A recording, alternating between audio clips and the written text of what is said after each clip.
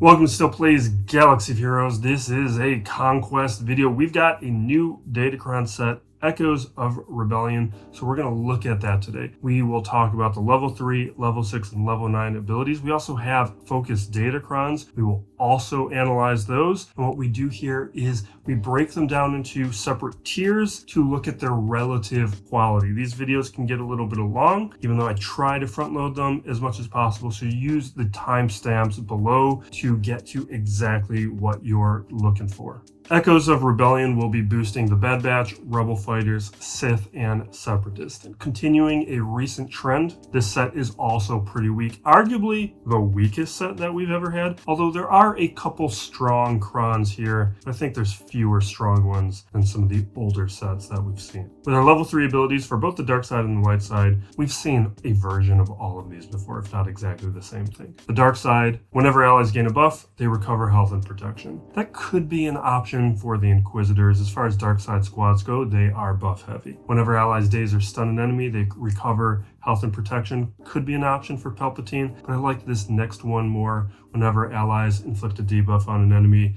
they inflict max health damage. These can be pretty nice. There's just certain characters that aren't affected by max health damage. Whenever allies use a special ability, they gain some buffs. This I don't care too much about. That's usually a reroll. And whenever allies start their turn with at least 3 debuffs, that can be dispelled. They gain tenacity up. I like this maybe for a trench squad. This can address a few of their weaknesses, but overall it's not great. On the light side, allies have a chance at the start of their turn to dispel debuffs. Not terrible, not great. I'm never targeting these. It's always worth having a couple around. There's certain squads that are a little bit more vulnerable to control abilities more than others that can benefit. But I tend to not like any cron ability that is dependent on what my opponent is doing. Next up, we have starting the battle with protection up. I don't love these just because their impact is short term, but I don't hate them. Protection up in general, I think, is a very strong and good ability. It's always nice to have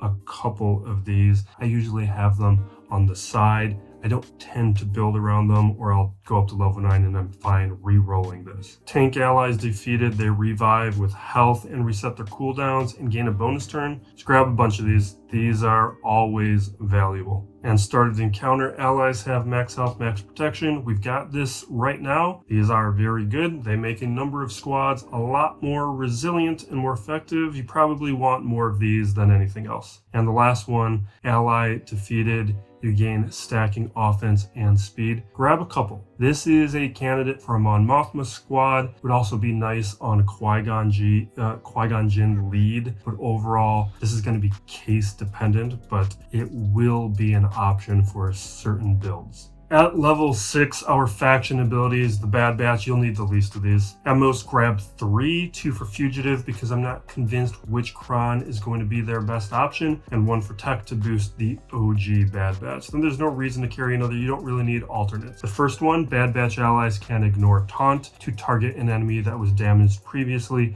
by a Bad Batch ally on their turn. This is all about Fugitive's mechanic with target practice. And whenever an ally is defeated, dispel stealth from the strongest ally. They gain 200% defense for 2 turns and recover 100% health and protection. And what that will do is boost up and make the team more resilient and harder to take out, harder to trigger those captivity mechanics. So this is clearly what you are going to want for Omega Fugitive. This next one, whenever allies recover health, they recover protection equal to the amount of health recovered. Allies can't recover protection this way more than once per turn. This one is good enough for the OG Bad Batch squad, the Hunter lead. That's going to add some resiliency with the recovery that they already have. It's not a game changer though, but it is going to make them significantly better. And the rest just ignore. They're terrible. Not even worth discussing here. For our Rebel fighters, I can make an argument for each of these abilities at level 6, depending on which Rebel fighter squad we're talking about. That's part of the problem why I feel like the set is a little bit weaker. There's no clear-cut winner. We have defeat an enemy,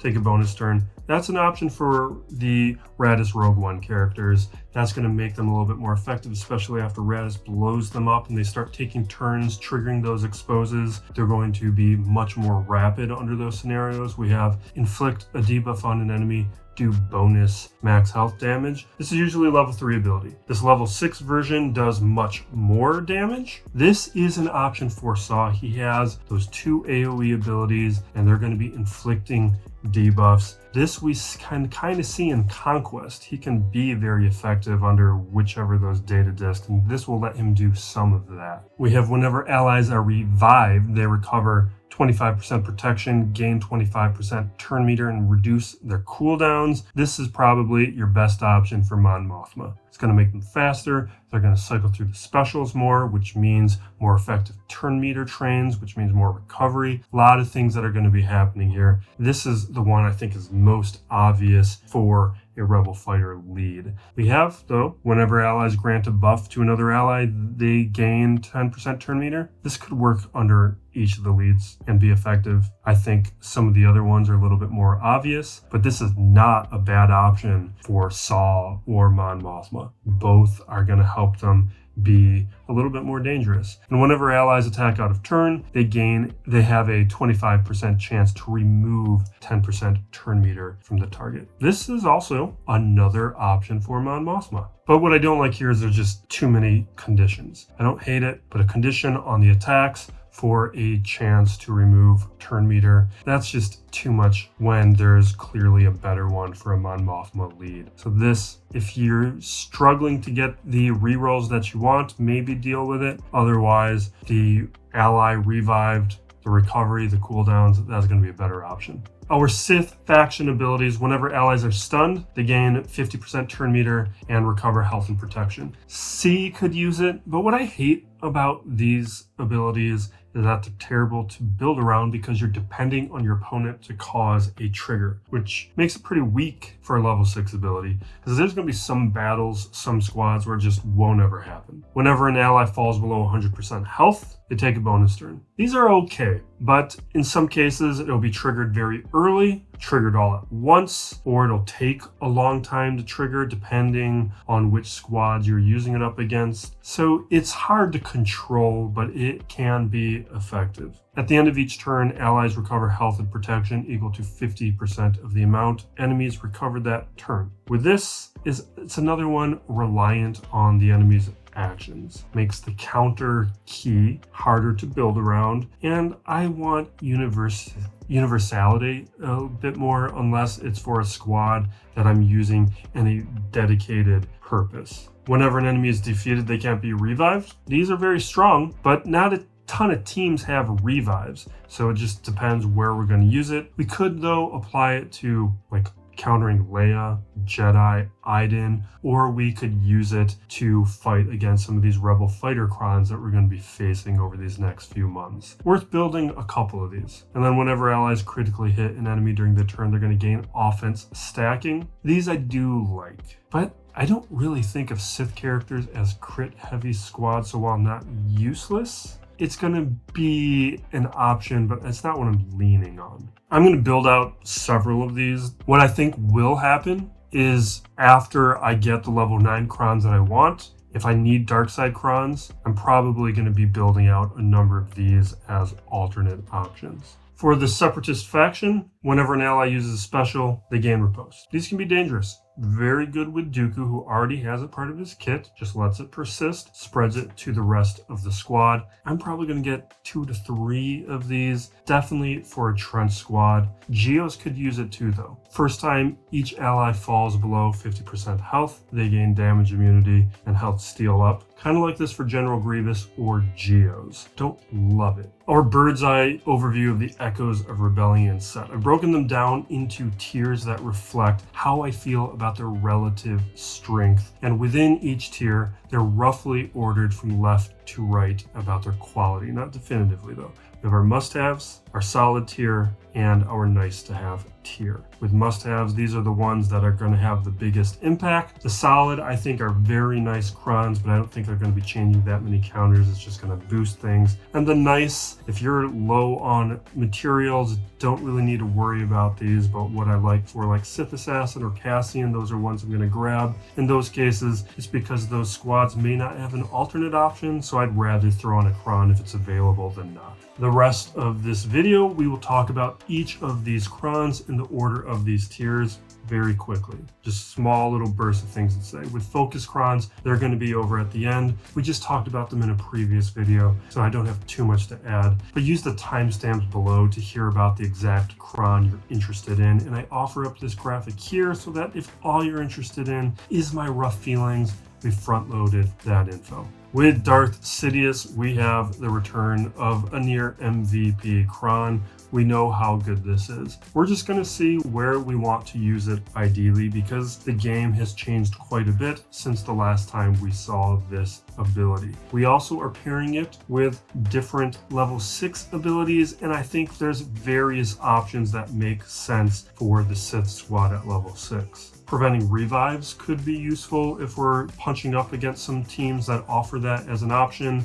Too niche though, I don't think it's going to be the best one. The stacking offense is interesting, but he's already going to do a ton, so I'm not sure if that's something we want to consider. I do like the idea of him recovering health on his turn, because there's some teams that are going to inflict some damage, and then we have the health triggering a bonus turn. That's probably our best option, just because there might be teams that are hitting him with a train, and then once they hit that trigger, that'll allow him to take his turn, do the attack, recover, and change how the battle is going. And as a reminder, what this cron does, if there are no active allies at the start of the battle, so it's a solo cron, Darth Sidious gains 200% defense, health steal, max health, max protection, counter chance, crit chance, a bunch of speed. He's immune to daze and stun. Start of his turn, he's going to cleanse, reset the cooldown so that he can just spam his special ability. Enemies aren't going to assist or attack again if he's targeted. The end of each enemy's turn, if they have at least 5 stacks of damage over time, they're instantly defeated. And whenever an enemy is defeated, he's going to recover 100% health and protection. For Count Dooku, he's going to get 200% critical chance and critical damage while debuffed. Whenever a Separatist ally uses a special, Dooku will assist and dispel the buffs on the target. And at the end of his turn, Dooku is inflicted with disarm until the start of his next turn. Now, this is the major mechanic. So the purpose of disarm is that while it does reduce his damage and offense, it also inflicts damage over time. So it ensures that he has a debuff on him in between turns, and thus has the critical chance and critical damage boost. So that loss that we get from disarm is offset from what the cron is boosting. And then while he's assisting or taking attacks out of turn, he will be boosted. And whenever Dooku takes damage during his turn, the weakest enemy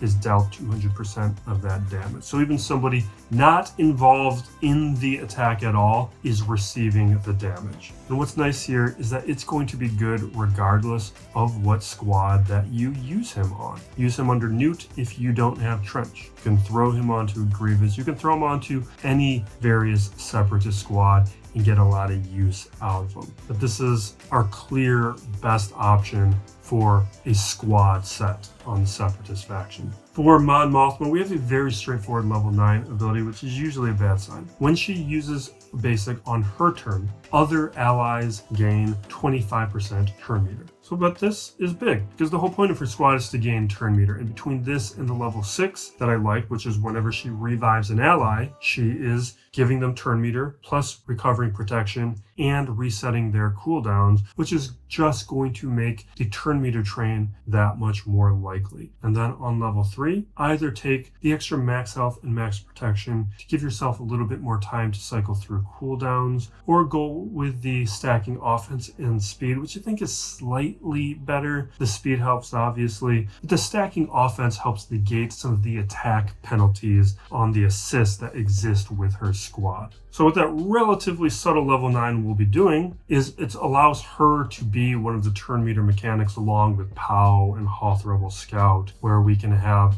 either she's using Restore Our Republic to trigger turn meter gain, or using Advocate for Peace to trigger turn meter gain. So now we're looking at 3 characters who are really participating to those turn meter mechanics. For Crosshair, this is where I'm leaning for the best Fugitive Omega cron. What I like is it gets Crosshair to the ability target secured faster, and I like a good offense over the better defense that the Batcher cron offers. Getting to that attack early means we could take somebody out fast and gain an early advantage and avoid some of the captivity nonsense. What it is going to do is whenever Crosshair loses a stack of Shaken, he loses another stack of Shaken. Whenever Crosshair doesn't score a critical hit, he inflicts buff immunity on the target, which can't be evaded or resisted. And whenever Crosshair deals damage to an enemy, the weakest ally without stealth recovers health and protection. So some of it is fairly minimal, where we're getting a little bit of a recovery mechanic. We have the buff immunity, which is going to make it easier to continue the target practice mechanics of the squad. But the big one is accelerating the loss of Shaken so that we can be using target secured quickly. Grab this Techron for the OG Bad Batch squad under Hunter. Even if you don't have Omega, I don't have Omega at Relics, I'll throw somebody else in there or use the squad undersize, see what we can do. It is going to boost that squad, and I think in a pretty meaningful way, is what we get here is at the start of each of his turns, reset the cooldowns, lose 5% health for each turn, each ability was reduced, and he can't be defeated this way. So that is going to be hurting him a little bit, but we can just spam his abilities, which means we are either using Delicate Operation and adding to our recovery or putting on stacks of translation onto the squad, or we're using Brilliant Idea and we are cleansing the squad, throwing up a bunch of buffs and inflicting some debuffs onto the enemy. So regardless of how we play it, this is going to be good, it's going to be strong, and paired with Echo, it should take out some teams quickly. I'm not going to relic Bohdi for this. I don't recommend that you do, but if you already have Bohdi, this is a pretty interesting cron that I think is going to be fairly powerful. There's just a major flaw with it, and that is if the allied leader is a rebel fighter, which means Saw lead or Jin lead, and I don't think any of those teams is ideal. I wish we could use this with Mon Mothma. What we have is whenever Rebel Fighter ally gains or loses turn meter or a bonus turn, which would be Jin, they recover that much health and protection. There's just not a bunch of turn meter mechanics in these squads where I think this is going to be happening too much. Whenever an enemy loses turn meter, they take 10% of that max health as true damage. I don't know why they phrased it this way, because what really matters is whenever Bohdi Rook uses his basic, the target enemy loses 30% turn meter, which means when Bohdi uses his basic, they lose 30% turn meter and they're taking 10% of their max health as true damage. That's where we're seeing the potential power of this cron. Him using his basic ability and then feeding into these mechanics. And this last part, if Bohdi Rook is defeated while another Rebel Fighter ally is active, he revives with 50% health and takes a bonus turn. And this part just ups his ability to be a major nuisance because you can't take him out first. So he's going to stick around and just be this annoyance, removing turn meter and causing that extra damage while you're forced into attacking other characters. And if you can think about it, you have Luthen who you can't even target. Now we have a situation where you can't take out Bohdi until you take out Luthen, and you can't take out Luthen until that trooper is removed. So we have this persistent mechanic that is just going to make taking out a Saul Luthen squad that much more annoying. Batcher, I think this is the second best option for a fugitive squad. Batcher is immune to daze and stun. That's going to negate some of the control mechanics that could slow Batcher down, and you just want Batcher going quickly. Whenever Batcher damages an enemy, she removes 15% turn meter from them and gains that much turn meter. Her whole deal is with speed up and turn meter. So her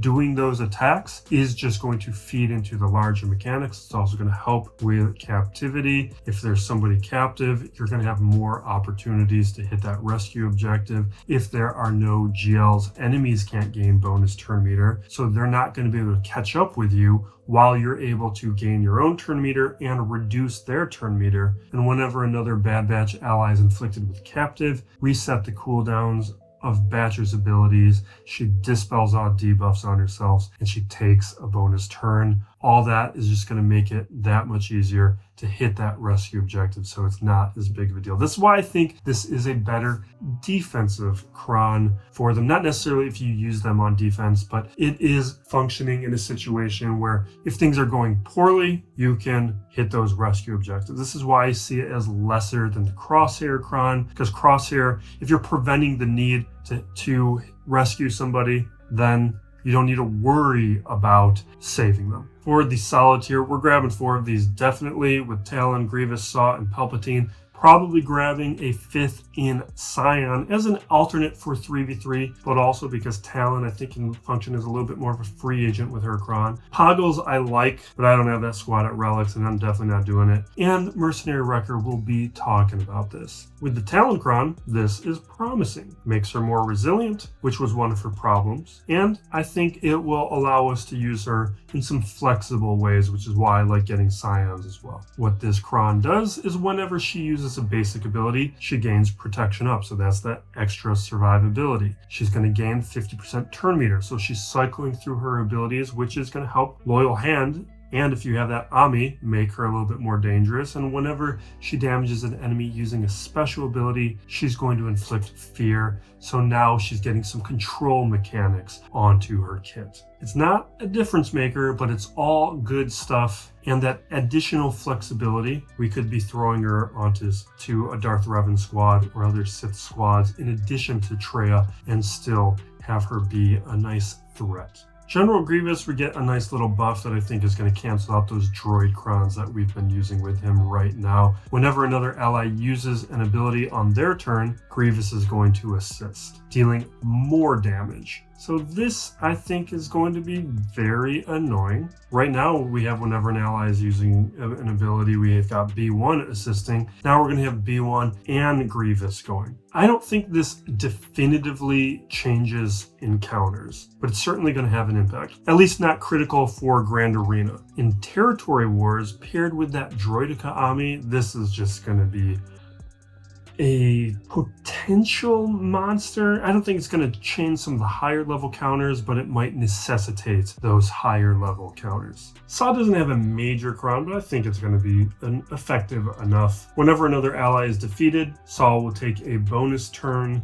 and their cooldowns are reset. This, I think, as long as it includes the Trooper, is going to be pretty useful. Although I think Bohdi is going to be a little bit more interesting on this squad if you have Bohdi. And what I think I like most about this is if you get into a situation where there's just this big train going on taking out that Trooper, we're going to interrupt that action with Saw going, and that's just going to create more opportunities for Saw to use his kit to either throw those bombs or hit those staggers or set off the trigger and detonate those bombs to make the squad be that threat. Plus with Luthen and stuff, you'll have that marked moving around that you can exploit. With this Palpatine cron, what I'm hoping for is that it allows us to pull Starkiller back away from Cere Junda, which has been a little bit more necessary lately, or that it allows us to have a secondary Palpatine squad that doesn't include Starkiller, that's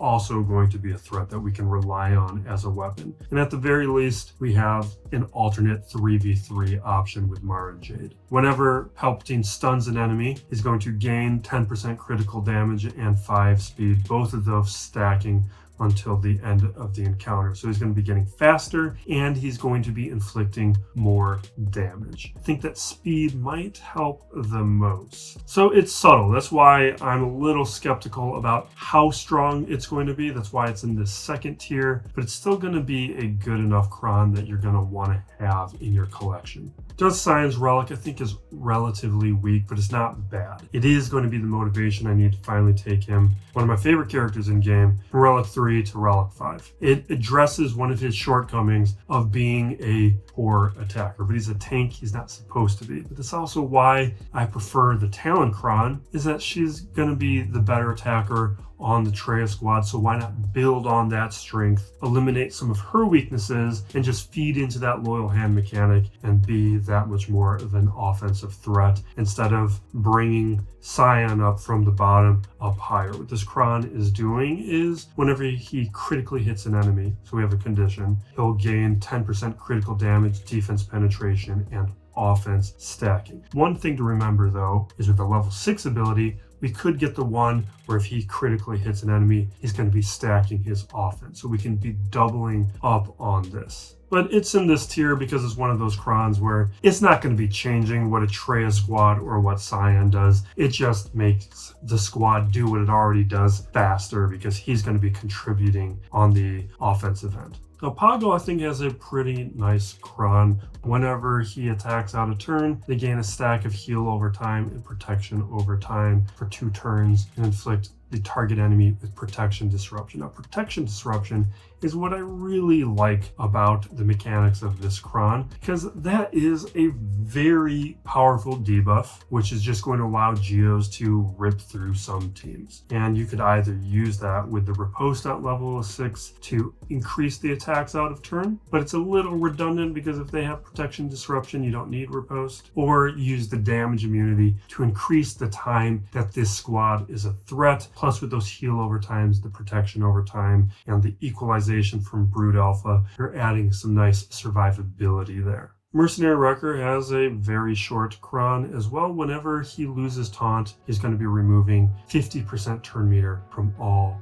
enemies. Now that's subtle, but it's one of those Krons that could synergize very well with the rest of the Fugitive Omega squad's kit, because it's all about speed there. So now feeding into that with that AoE turn meter removal and a big turn meter removal at 50%, it's just going to allow the squad to take that many more turns. It's just, compared to what Crosshair and Badge are doing, clearly weaker than what those Krons will do. But it's definitely not useless. For the nice tier, you can see we're only targeting 2 of these, and that's just because we have better options in the solid and must-have tiers. We're going to be ripping through these. First up, we have Wat Tambor. And this one I actually don't think is terrible. Whenever he's dealt damage, it's going to reflect it back onto the attacker as true damage. Can't be evaded and can't defeat enemies. That's actually fairly good. The only problem is you don't want Wat being attacked. If he is reflecting damage back onto his attacker, then you have bigger problems. You want to protect him from being attacked, and Dooku is going to do a better job at that. Next up, we have Nute Gunray. This one, it's a filler Kron, but it's not worthless. With Nute, he gains 15% turn meter when other allies use a special ability. This is going to make him faster. You don't want to use this with a Trench squad, but if you don't have Trench, then this does become an option. It's not as good of an option as having Dooku, and if you have Nute and Dooku at relics, then you aren't. If you have Dooku at relics, then you're not going to have Nute not at relics. So the scenario in which you're going to be utilizing this is just probably not going to exist. Cassian has a weak Kron, but it's going to be one of those scenarios where you're going to be utilizing a squad likely that doesn't have an alternate Kron, so why not grab it and boost up the squad what you can. Whenever Cassian inflicts a debuff, he's going to recover max health, max protection, can add some survivability. So while not useless, it's not going to really change how this squad's going to function regardless. It's pretty weak. Luthen's Kron, I actually feel like being harsher towards this Kron right now. Because what this Kron does is max health, max protection per relic amplifier level, and he's going to be getting reduced damage. But the whole thing is Luthen isn't going to be being attacked while the trooper is active unless it's an AoE ability. So even though I don't like this Kron in general, it is extra useless on Luthen because he's probably going to be the final character you take out anyway because of his own mechanic. If this Kron comes into play, you've already lost, so who cares? Now for Omega, I actually want to retroactively move her above Luthen in this video because it's definitely better than Luthen's Cron. Whenever she gains stealth, they also reduce the cooldowns of their special abilities by 1. And in that case, it means she's getting more stacks of target practice faster because she's using Adaptive Learner faster, and Empathy First, that grants protection up to everybody, which is a great mechanic and is just going to add survivability to the squad. It's just not better than Tex, so we're not going to use it. Trench has a filler cron. And if you don't know, what I mean by filler cron is there are crons within every set that are just the same verbiage and they are completely irrelevant and unrelated to the character. With Trench, we have at the start of the turn, dispel all debuffs on them. They recover 5% health for each debuff dispelled this way. It's nothing to do with Trench. This is doing nothing to his kit mechanics, and we see a version of this within every set. This is just to fill out the number of characters who have a cron and to mess up the odds on our rerolls. And even on the terms of a filler cron, it's pretty terrible. Fugitive is a pretty weak cron. Her squad already has 3 better options, so it's not worth considering. But in her case, whenever another ally recovers protection, she'll gain foresight. Now this is better than filler cron. There is a lot of recovery, so she is going to be gaining foresight. It's just this doesn't do anything with her own kit mechanics or the larger mechanics of the squad. So all of Crosshair, Badger, and Wrecker are clearly better. Now I am targeting Sith Assassin's Cron, and that is just because I know we are going to have scenarios in which I could actually be throwing her on a squad, and it allows me to put a dedicated Cron onto that squad, even though this is a bad Cron. What this Cron does is she's going to gain stealth, she's going to recover protection, add some survivability, a little bit, but she's already really easy to take out, so it's not going to do much. It also doesn't make the squad better. It doesn't really make her better. It doesn't really do anything. It's just pretty limp. But it lets me on Omega's squad, if I throw her in instead of Talon or somebody, they can have a Cron now. And that's why, despite of how weak it is, it's a grab. Now for the bespoke and focused Datacron. So the bespoke Cron, that's a whale Cron. I do want to go over it for completeness. For the focused Datacrons, I'm targeting 2 of these with Scion on Aphra, but they are worth considering for everybody, even though they're quite expensive. One thing to remind you all of, though, is you don't have to have full relics to utilize the focused Datacrons, which increases their viability. I'm not convinced that at the Kyber levels, I'm going to be one using at Hera or Zaalbar squads, because even though I don't have to have them all at relics, I do wonder if at the Kyber level you would effectively need to have them all at relics in order for the squad to still be effective. But if you're in Chromium or Erodium or at these lower levels, you could really consider utilizing these crons, and they could be very overpowered at lower divisions against some weaker opponents. That is definitely something to consider. Something I might play it by ear because of how expensive these crons are. And I talked about this in the last talk video, the quick hits video, where with the episode system, they said we would be able to use our Galactic Challenge currency to the same level if we spent it and get the same returns from Galactic Challenge with the episode system. That's not true anymore with this change, because now we're making a choice between the resources we used to get and now these crons. Go look at that quick hits video to hear more about it, but it's something that needs to be restated because the deal has been altered. Appo, this is a whale cron, but I do want to talk about it just in terms of completeness. At the Empire level, we have a debuff expires, we gain potency and tenacity. That just means those debuffs are going to land faster, which means you're going to gain that stacking potency faster, and it's all feeding into itself. Very potentially powerful. But this is a very powerful cron. And actually, another reason for me to be covering this is not because as a free-to-play player or other free-to-play players or just non-whales aren't going to be participating in getting this cron. We're not going to get it. We can't get it. But we are potentially going to face it, and it helps us to understand what it's doing so that we can tackle it more easily. So what we have here is, if you have this cron, you don't have to have a full squad of Darkside clones. So the full mechanics of Appo will be available to the squad. That is very powerful because then it means you can have all those trooper mechanics, all those other bonuses. Whenever an enemy dispels any amount of damage over time, Appo gains a stack of Operation Nightfall. Operation Nightfall is the mechanic that allows the Nightfall trooper to be there. So instead of having a situation where we can eliminate the Nightfall trooper, we have a condition that is now going to be making it potentially infinite, because now it can be replenished. So we need to be spending that much more effort burning through the Nightfall trooper in order for us to take out Appo and the other characters, because we also have to eliminate everyone before we can take out Appo. Now the rest of it, Order 66 on a random enemy, and that's going to help. You have the extra defense penetration and the offense stacking. Those are all just boosts to what this kit is doing. But the stacks of Nightfall plus the automatic granting of the conditions of Appo's kit, that is what this cron's about. For Scion, this is one of the crons that I grabbed. I've already built him out to Relic 8 for territory battles, so he's heavily invested upon. The first major thing that we need to understand is if at the start of the encounter, no GLs, and Fennec Shand is the only other ally, then we get these bonuses. And that is important to know because this is going to be functioning as an undersized squad, like a two-person squad like Bane. So we have, while Scion is active, all allies have 75% max health and offense. So we're gaining that boost to survivability and offense. They're going to have instant defeat immunity, which is very nice. That might increase some of the teams that we utilize it against. And he's going to be immune to ability block, which is going to make sure that we keep gaining momentum from actually utilizing his specials. He's also immune to daze and healing immunity, shock, stun, turn meter reduction. All that is quite good. But the ability block, I think, is going to be the most meaningful, that and stun. And then whenever Boba Fett gains a stack of momentum, Fennec gains turn meter. And he gains a lot of momentum. So she's going to be gaining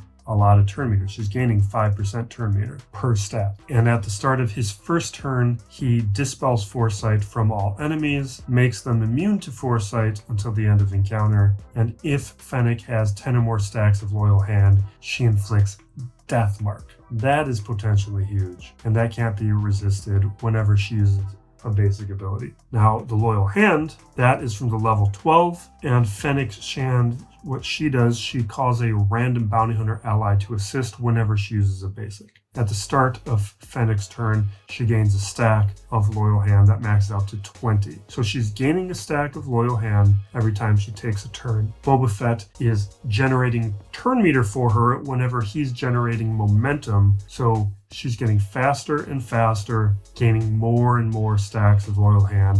And when she hits that 10, she can now inflict Death Mark. Then the next condition just means it's all happening faster, because if Boba Fett Sign of Jango is the leader, he will be. Fennec also gains a stack of Loyal Hand at the start of his turn, and the benefits she gains from Loyal Hand are granted to him, which means additional offense. Now, Scion also has other abilities that don't require Fennec being the only other ally, and that is he has 100% speed when he has fewer stacks of momentum. So when he's starting out early in the battle, this is all making him faster. At the start of the battle, Scion has 3 stacks of Beskar armor until the end of the encounter, and all enemies are inflicted with target lock until the end of the encounter. This is all feeding into his kit, and Boba Fett Scion attacks ignore protection. That's pretty huge. These lower abilities, technically these apply to other characters, but it's kind of whatever. Whenever an enemy is defeated,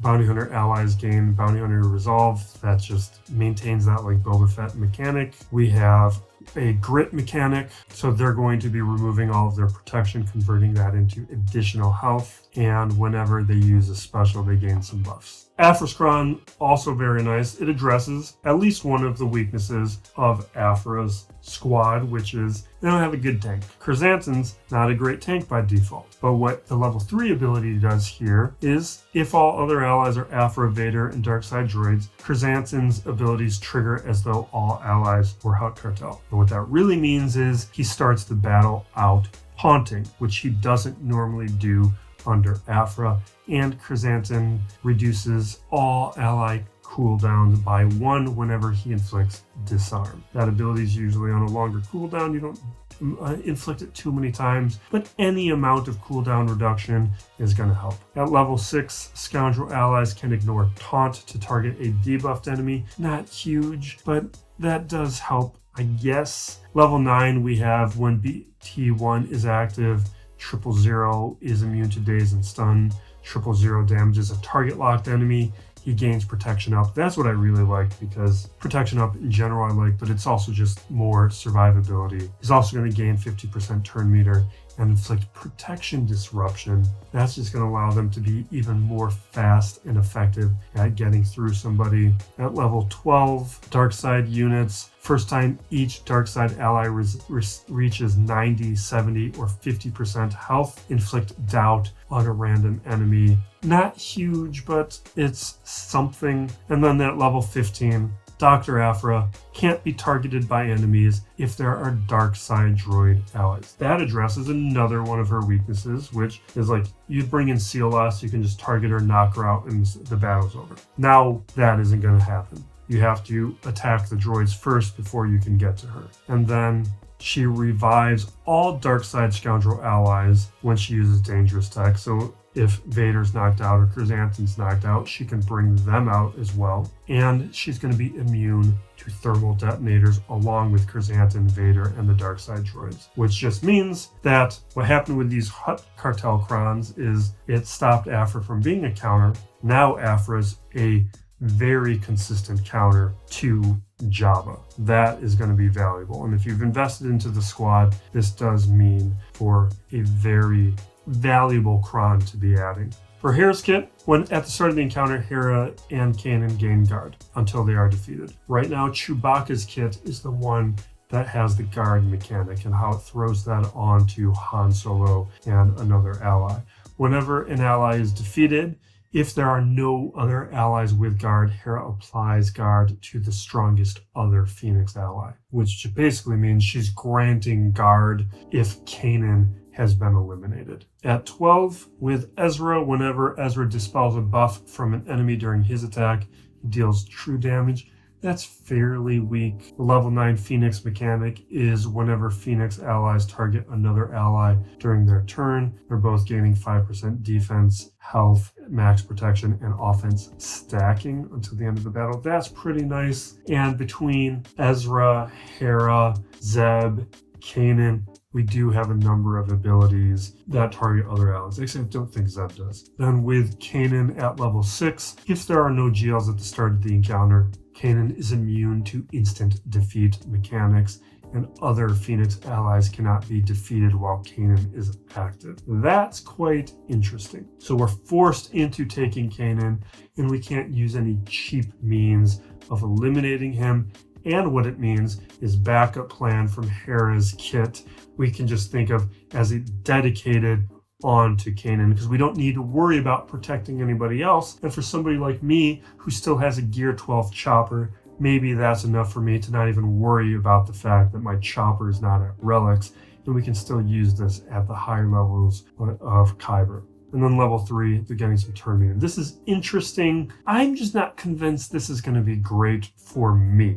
I do think, though, if you're a lower level account, if you are newer to Grand Arena, this is a cron worth considering, especially when you have like Scion teams or Aphra teams require so much more investment to even have those available to you. This is a team that is going to be available to you that you can use. And with Zaalbar's cron, start of his turn, Zaalbar gives taunt for 1 turn to all tank allies, and he's going to be immune to buff immunity and stun while he is active. Once per turn, when Zaalbar inflicts armor shred on an enemy, he inflicts it on all other enemies until the end of the encounter. So this is pretty solid. An AoE armor shred is pretty huge and worth considering for everybody. I also like this mechanic with the taunt.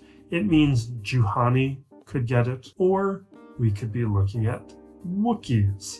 Even though the large mechanics here aren't so much Wookiee mechanics, there's less that is requiring Old Republic, because we also have bonus mechanic with Scoundrel units, a number of Wookiees are Scoundrel units. Whenever a debuff on an enemy expires, Scoundrel allies gain 2% offense, doubled if that debuff is dispelled until the end of the battle. Although that is clearly for the older public. Between Canderous and Carthonasi and those damage over time, or even like the blind mechanic from Mission, this is going to be triggered quite frequently. So we're looking at a lot of offense being gained through that squad.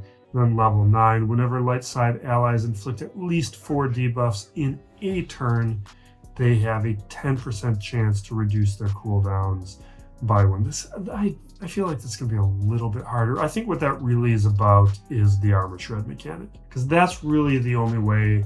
That, or like Carthonasi's AoE ability, I think we're going to be seeing the armor shred mechanic really being fed here, where that, until you take somebody out or take out 2 people, that armor shred is going to be cooling down itself. Level 6, whenever Old Republic allies attack out a turn, they have a 25% chance to remove turn meter, whatever.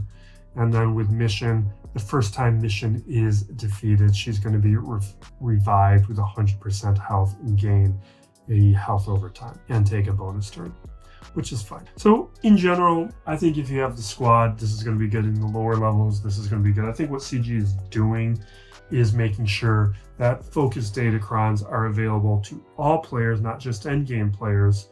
So these are not as good as Aphra and Scion, which are more endgame crons. These, I think, are going to be effective at all levels without being just completely overpowered if you are using them at those lower levels. And what I think is nice about these being available at Gear 5 or whatever it is that they require is they allow players who may not be engaging with datacrons right now because they don't have a lot of relics to participate within datacrons and actually learn about them. So if you are one of those players who's much newer to the game, I do think these are worth utilizing because they will give you a reason in Conquest to kind of go after some of those nodes that you might be ignoring. And it allows you to gain practice for understanding the cron system in general for when you are able to participate within that system a little bit more heavily later in the game. So this has been like a 3-hour record, and now I gotta edit this thing, and it's already close to 10 p.m. But up in the corner, we'll have I think the talk video that I referred to recently, that'll be up here. But also, I think down below, we'll have the Conquest overview video. But I also have or maybe can I put a playlist video up?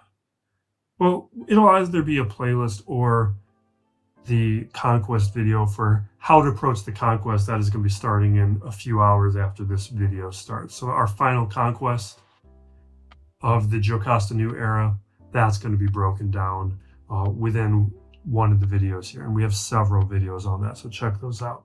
And then a roster video coming in a few days. Thank you for watching. Be excellent to each other, everybody. This is Still Plays Galaxy of Heroes.